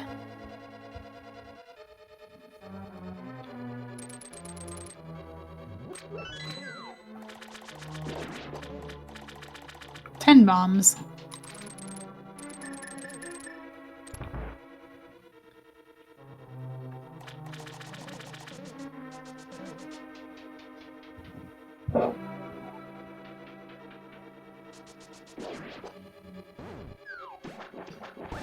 I went back and double checked. The winner of this game goes on to face Zelga Disan in the next round. Yeah, and this is the lower bracket. Zelga Disan was eliminated, I believe, not eliminated, but dropped into the lower bracket by Obscure Life Form, if I'm not mistaken. But the winners of this lower bracket will join the top 32 when that is determined, and it'll basically be a fresh start again for them. So being this late into the lower bracket means that these runners still have a very good chance at pulling through in this tournament. Yeah, is next round the final round of top 32? I think so. I'd have to look at the bracket.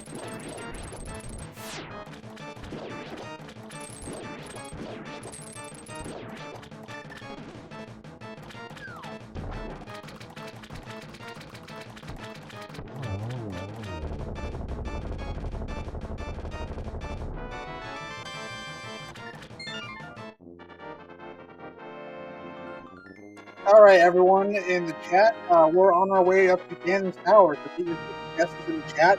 For which chest we're gonna find the Ganon's Tower big key? There are 22 checks in Ganon's Tower basement. So 1 through 22, keep your guesses in.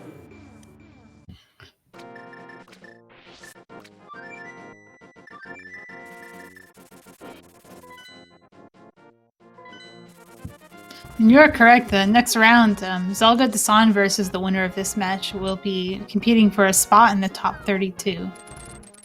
So this is really not that different from a winner's bracket round at this point, except for the seeding that they'll be getting once they go into top 32. Now, that's going to be a very exciting group of racers, given how stacked this tournament has been. Everything is going to come together in a very, very strong set of runners. Oh yeah. Anything can happen, and these are best of one too. Randomizer is such a volatile mode, and when you add best of one instead of best of three, which is traditional, and again, it comes down a lot to luck. Yeah, and like you were talking about how strong the crowd is. You think like the main tournament always brings in the top players, but then you add in the prize on top of that, you get the best of the best. Yeah, this is a cash prize tournament. These runners competed in qualifiers to get a spot in the top 128 to compete at all in a double elimination bracket. So you can lose once. If you lose twice, you're eliminated. But if you lose once, you still have a chance. All right, P-Train's going into Ganon's Tower. EmoSaru is going to clean up Misery Mire. And then she's going to clean up Swamp after that. I personally was rooting for 22. Because once again, I root for Chaos. I just want the seed to be over. The seed's been terrible enough as it is. We've already seen Green Pendant Moonpearl, Landmo, and a dungeon that had a hammer in it. Like, nobody's going to do that. And then you get Hookless Swamp, but you can't even finish it when you're there. You have to leave and get the cook shot out of TR. Just give them a nice TR big key, please. Yeah, but Tile Room Big Key could also be the perfect cherry on top of the seed. Well, 4 is my go-to guess, and P-Train has found a Magician Big Key, so you know what? This makes me happy. I like to see an early Big Key for the runners. So that would have been check 4 or 3? Was it 3? I think it was 3. If he went Magician route, so he went straight to the torch and then went to the top left chest, that would be number 3. But yeah, more guy wins this Big Key guessing game. Did he guess before or after the check?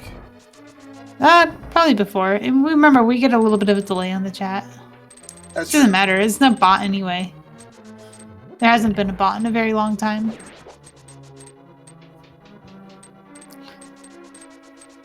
Oh, more guy 84. You won the prize. The prize being you get to watch the seed end. The prize being us acknowledging you won the prize. The prize being I thank you for guessing a low number because the seed is bad enough as it is. Yeah, Emo also going for the NMG strats. I love to see that. Yeah, you and I have commentated a couple interesting seeds. Oh, that one. Oh, the last one we did was really bad too. I don't remember the details though. Hammer Ped. Hammer on pedestal. Oh, and the bow was somewhere awful, and you needed the bow for Ped. Yeah, I remember this now. That was a very seed. That was a very seed. Maybe it's us. Maybe it's us. We should stop commentating races. If anything, I say we commentate more.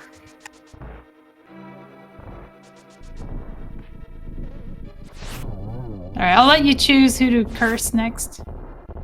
Ooh, not quite. P-Train misses the last arrow on Lammo, but can clean it up in phase 2. Get your choices in the chat for who Malmo and I should curse next time.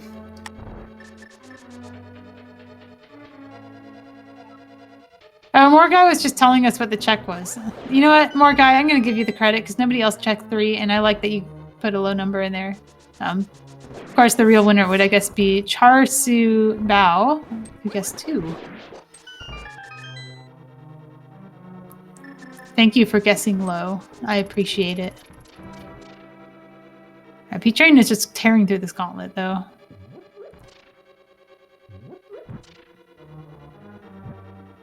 Yeah, you gotta think about how many times over the years these two have run this gauntlet. Yeah, not only that, but having different equipment each time. It's hard to do in Randomizer when you practice in the speedrun because you have so much different stuff available to you. But this is a pretty vanilla item set that they have. They do have the fire rod. They do have the tempered sword. So it's going to be a pretty cozy ending to both of our runners.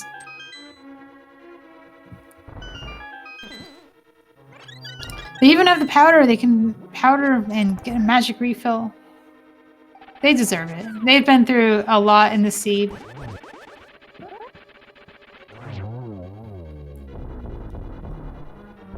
Yeah, I'm very much of the opinion that we should use our commentating powers for evil.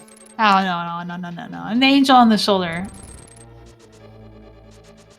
I want to see a close race with interesting item placements that reward good decision making.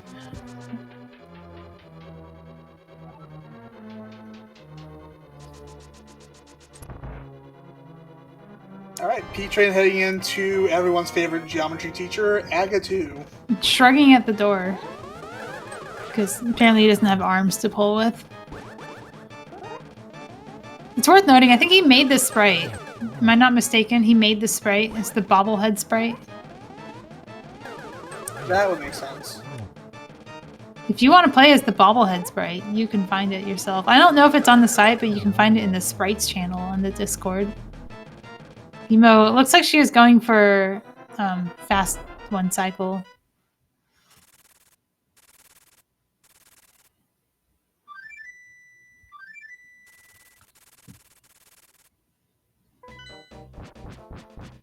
All right, Emo gets the silver arrow shot into Argus. Very good.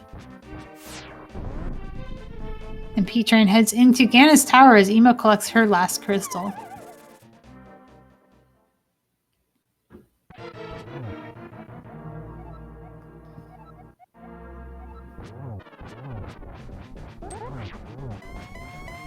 Nice little bounce off the trident to get an extra spin in on Ganon. Yeah, he's setting up for the 1-on-1, which he has. He just has to do a few slashes, a hookshot across, and then a few more slashes, and he'll have a 1-on-1 cycle Ganon. Saving quite a bit of time in this fight. Using his health as a resource, he spent all this time gathering resources, picking up heart pieces that were visible, allowing him to take some extra hits from Ganon and not have to worry about his health so much.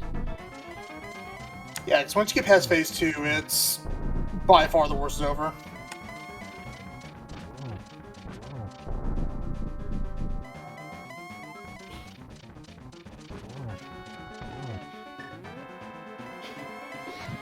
Alright. Torch Clutch doesn't matter, but that's a lot of magic, P-Train. He has 2 green potions, or at least he has 1. He has a green potion in his bottle, so he'll be okay. And he gets 2 doubles. He doesn't even need magic. I like to think he was doing it on purpose just to show off. Like, I don't need magic. Watch this. Alright. GG to P-Train, finishing at 137 something. We don't actually have the race room available. So 137.14 for P-Train as EmoSaru heads into Ganon's tower. Looks at her race room and sees that P-Train has won. Read Eloy, the existential donkey. Thank you for the message, Triforce. I will keep that in mind.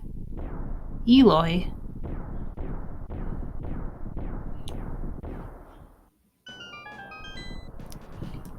And we are joined by P-Train. GG. That was a seed. I hated every moment of it. Yeah, so did we. Well, no, Lucy and Greetha's having a ball. I was just crying for both of you. Yeah, I root for chaos, and this seed delivered. Yeah, I mean, even from the Pearl, this was just bad. Oh, yeah. I joked with Emo in the race room that it seems like every time we race each other, we get our seeds from like the very bottom of the dumpster. Oh, absolutely. It's because we're on comms. Emo, GG. Sorry that you had to play that seed. It was terrible. I think like P-Train was saying, it's to be expected Yeah. for a race between the two of us. Yeah, I mean, I pretty much from the middle of the seed on, I was just kind of like, can he just please finish so that I don't have to play this anymore? Understandable. Because it was just that bad. Like I honestly, I like towards the end there, I was like, okay, which version of terrible did he do? Because I was like, there's no like, let me take a step back. P-Train's really good at the game. Like just execution wise and like functionally in the game. I think I'm pretty good execution wise in the game by and large, except I don't play very much lately. But P-Train is a lot better at rando than I am. And so I was like, well, I'm just gonna not do the dumb rando community meta play ever. I'm gonna go do the other dumb stuff and see if that works out for me. Which is why I was like, I'm just gonna do the overworld before I dive these stupid crystal dungeons that I can't finish. But I wasn't expecting to be quite as dumb as it ended up being. Yeah, indeed. And there was a chance that, that left side swamp play could have paid off. Yeah, totally. I mean, I was like, well, I'm so screwed at this point. If hookshot is in here, like, that's clearly a good thing. But yeah. Left side swamp also would have played into the theme of the dungeon gives you an item that you need, and you have to keep going to get the item you actually need. So like desert gives you the hammer, and it's like, oh, it's all of East Death Mountain. Let's just go there. No, the moon pearl's on Pendant Lambo, green pendant. Swamp could have done the same thing and just given you the hook shot. It was real dumb. GG P-Train, by the way. I forgot to say that when I came in. Yeah. GG's. I am, in some way, I'm very happy for you that you get to continue. But in many other ways, I'm very happy for me because I don't have to play anymore. So I feel like, in a way, we've both won. And that's the best possible outcome. It's a good take. It's a really good take. This was like, not to be like a sore winner, this was a very stressful seed to win, just because the seed was so bad. Like I was kind of like emo. I'm like, someone's gonna like just catch the snitch. Like at this point, like it's so bad. So from the moment, like the only like good gamble I did, like in the late game, was leaving swamp after finding the cane. And I don't know, I mean, just a small edge, not doing Mimic Cave before checking the big chest and Turtle Rock. Yeah, that was noted. P-Train, you did do that, and Emo did not, but it didn't matter. It was such a terrible seed. Yeah, it felt so bad. So, like, from the moment I had hook shot, I would say, like, after killing Argus, I expected Emo just to dot done at any point, which is, like, a horrible energy to hunt the big key with, and then to climb the tower with, and then to fight Aga 2 with, and then to fight Ganon. Even as I'm killing Ganon, watching him explode, even then I'm like, Emo's about to dot done. I guarantee it. Oh yeah, I mean, I was like pretty much from, I don't know, I'd say like the hour and 10 mark on.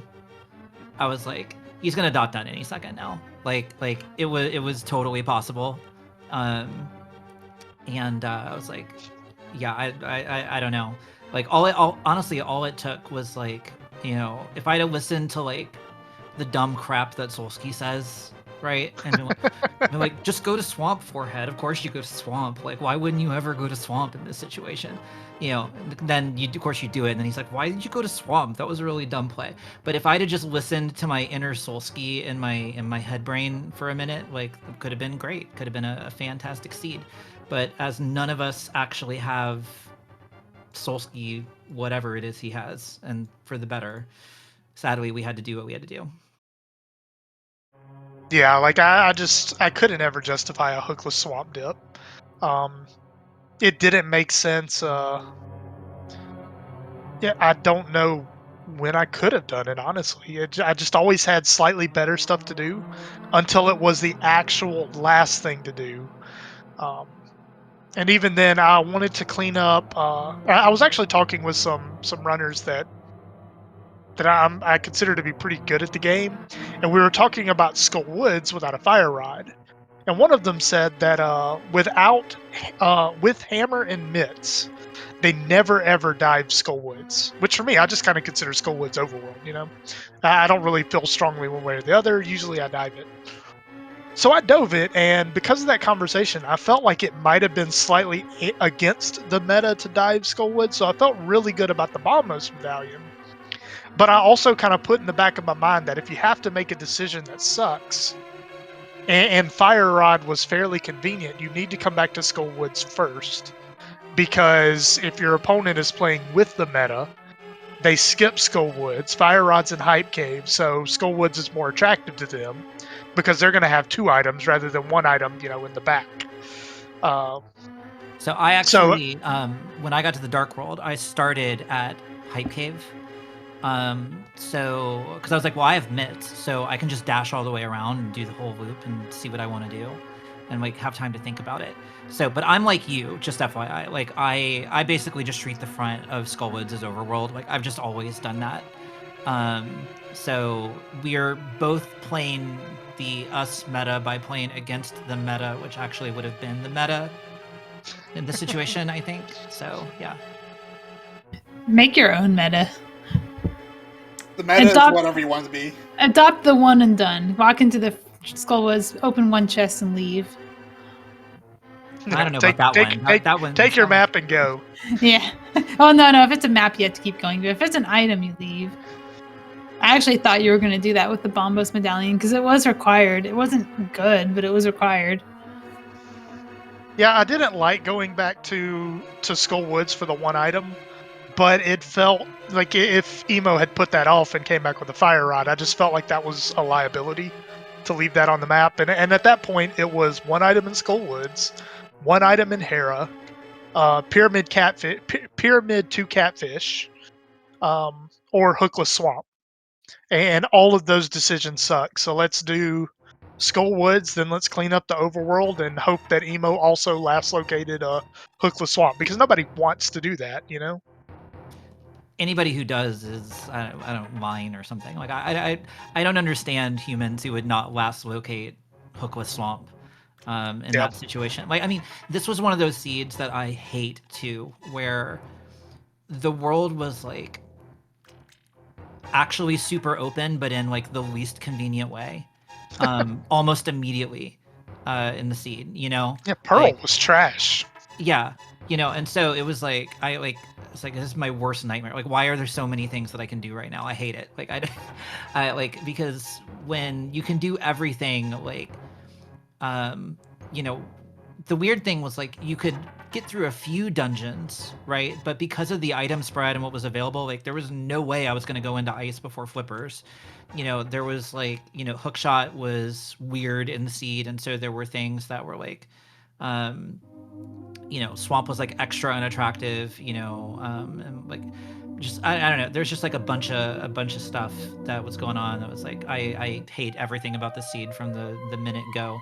The only good thing about this seed was the fact that we got bombs right away, so I didn't have to worry about like trying to find bombs and escape. So I didn't have to like worry about money for Kakariko and like all of that. But yeah. No, these seeds are also really bad for this particular tournament format because these best of ones like scare me to death. Because if you're on like the lower end of the qualifiers and you honestly don't think you have a chance against your opponent, like you really there's nothing to stop you from just YOLOing every pendant dungeon, YOLOing the most obscure, no one would ever make this kind of check, those kind of checks. And if they work out, you dunk on your higher ranked opponent, and totally. if they don't work out, you were going to lose anyway. So what's the problem? So it's especially a seed like this. I was like, gosh, like to have so many options and absolutely no clue of what you were going to do first was just super intimidating. And then it ended up being a horrible seed, which just mentally made this a lot worse for me. Yeah, I think like honestly, I mean, one reason that I'm I don't know, I'm kind of glad to be done with this tournament. I kind of joined this tournament on a little bit of a whim, and it's interesting because I don't know if you've noticed this, but I see a trend of like bigger wins, just in general, right?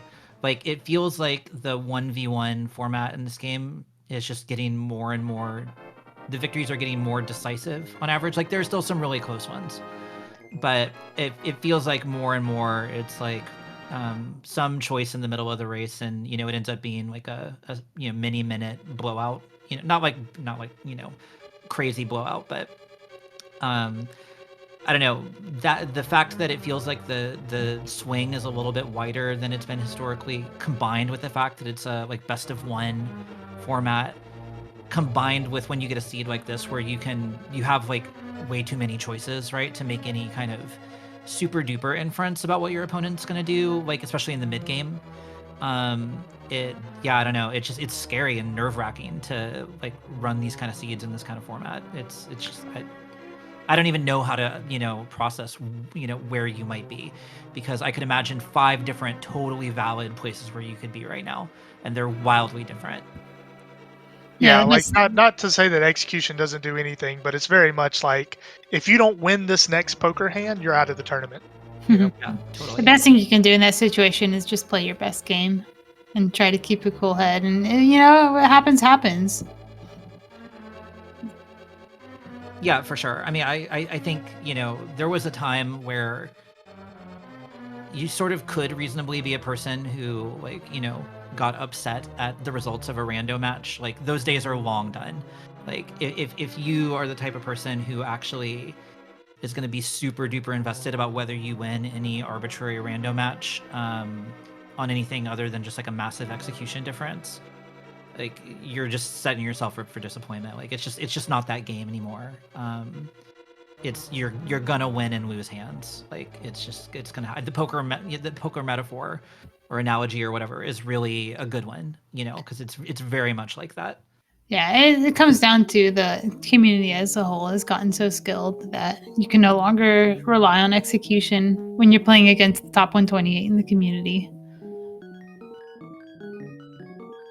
I think that's true. I think that's only part of it. I actually do think that the way that the meta has evolved and some of the formats that are being played, I think have actually exacerbated some of it.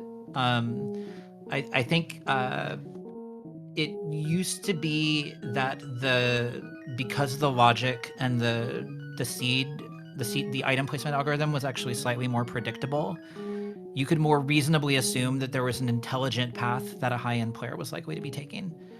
As things got actually more and more random, which is ostensibly a good thing, there ended up being more and more reasonably intelligent paths through the seeds. And so it got harder and harder to make that kind of inference. I don't know how you feel about that, P-Train, but that's just a trend that I've noticed, and I think it's interesting. Like, I'm not saying it's good or bad, it's just interesting. Yeah, I mean, you got these things, these different myths that people follow, like follow the items. Some people track spheres. Some people, swear by hotspots. Everyone has their little pet strategy that they use to, like you said, create their own meta. And it's always interesting to see how the different strategies play out. Because sometimes it's a strategy that blows the seed wide open. Sometimes it's the strategy that last locates a cane and, swamp. Mm-hmm. It almost requires you to study your opponent on an individual level to really know what the 1v1 meta is going to be for your specific opponent, when there isn't really a 1v1 meta anymore that you can predict. Yeah, that's definitely been like part of my stress throughout the tournament. Because I started off with Amaranth and Slumberjack. And I'm not so familiar with their body of work as far as rando. I think I've raced them a couple times in ladder, but I haven't seen them like on the tournament level very much.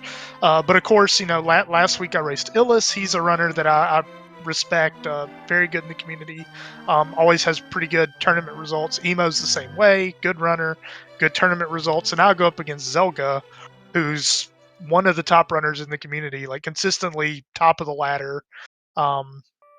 Really good tournament results, and it's just it has been a very assuming I beat Zelga and make it to the top 32, which is not a safe assumption at all, but it would have been a very, very tough path to the top 32, which I don't know, I think that's a nod to the community, just how the depth in the community these days, that you have so many high level runners that it's a pretty stacked minefield. Like, there aren't too many, say, like if you're the number one qualifier, there aren't very many paths to the top 32 that you're like, oh yeah, I can 100% beat these people in every race, regardless of the seed, and I have nothing to worry about. So Yeah. Yeah. At least you can rest assured that, everybody in the top 32 can feel safe in the knowledge that they earned their place there. Even the people who didn't get there could have been there as well. Any final thoughts from the two runners as we wrap up the stream? I'll let you go first, Emo. Sure. Thank you guys for commentating and tracking, and GG's again to P Train. I will be enjoying my nights off and watching P Train. Try and make top 32 sometime in the next week whenever that match happens, because it should be a good one. Yeah. GG's to you, Emo. Again, I echo her thoughts about the restream. Despite its issues, I'm not gonna say its issues, despite my complaints about the tourney, I am enjoying it. So that it's been a lot of fun to kind of see the matches play through. There've been a lot of high quality matches as a result of the qualifiers and the bracket layout. So it's been a lot of fun. I'm looking forward to racing against Zelga, and we'll see what happens with that one. Yeah, good luck with that. We look forward to it. Thanks for running with us. Thanks, Lucy and Grief, for commentating, and thanks, Scott, for tracking. We'll be handing this off to SpeedGaming 5, and we'll see what the schedule leaves for us. I'll put that in chat once again for anybody who wants to continue watching Link to the Past or any other Speed Gaming content.